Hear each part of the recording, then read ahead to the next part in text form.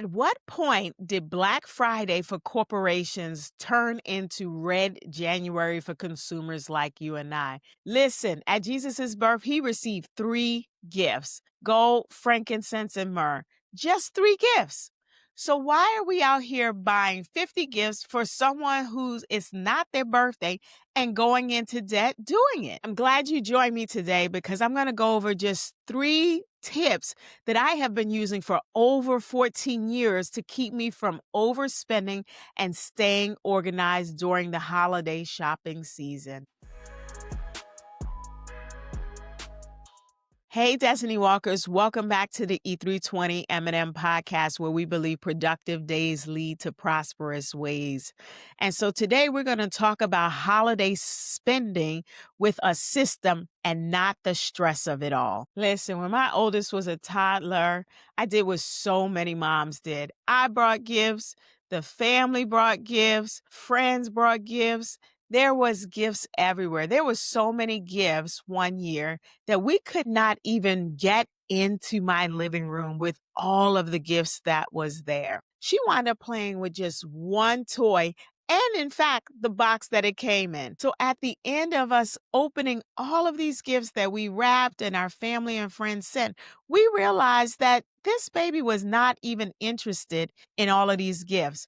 And it really taught me something that moment. It's not about the quantity. It is about being intentional in how we're giving during the holiday season. Here's the truth. Overspending during the holiday season is not about getting people gifts and feeling good about it. It's really about not having a system in place. And today I want to share with you my system that I have put in place to keep me from overspending during the holidays. The first thing I do is I have my family create their wish list.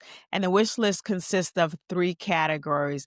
The gold category is something they really want, like a gadget, a toy, an experience. The second category is frankincense, and that really represents stuff that they need: coats, boots, those undershirts and those undergarments we would get for Christmas. Yeah, that category. And then the third category is the myrrh, something that will help them grow in life. So many a times it would be a devotional.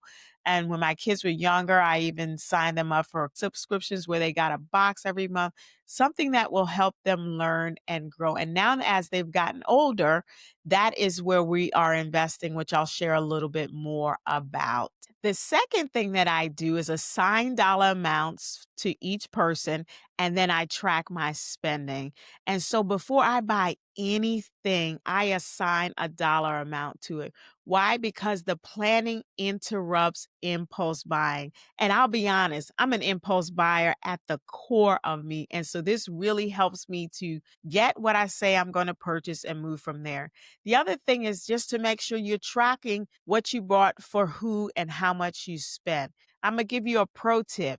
Consider using cash, because cash really keeps you aware of how much you're really expending. Studies show us that consumers use 18% less when they're using cash versus swiping that credit card. So step number 3 is really about, instead of buying those gifts, considering investing that money for them. And then just print off the statement, wrap it up, and put it under the tree. So think about it. Investing $100 a year for 18 years and giving them a gift on their 18th birthday will have doubled the amount that you started putting away from them.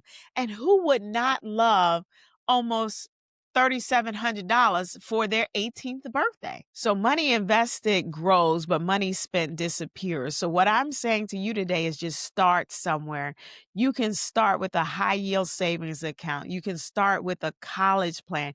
You can even do a custodial IRA, but start. Even if you can't start with $100 a year, start with $25 a year. But Destiny Walkers, we need to start investing in our family's future. This conversation is just not about holiday spending. It is about being intentional about building that financial wealth that we so often talk about and desire. So here's the challenge for the holiday season. Create the list with the 3 categories to help you prioritize those gifts.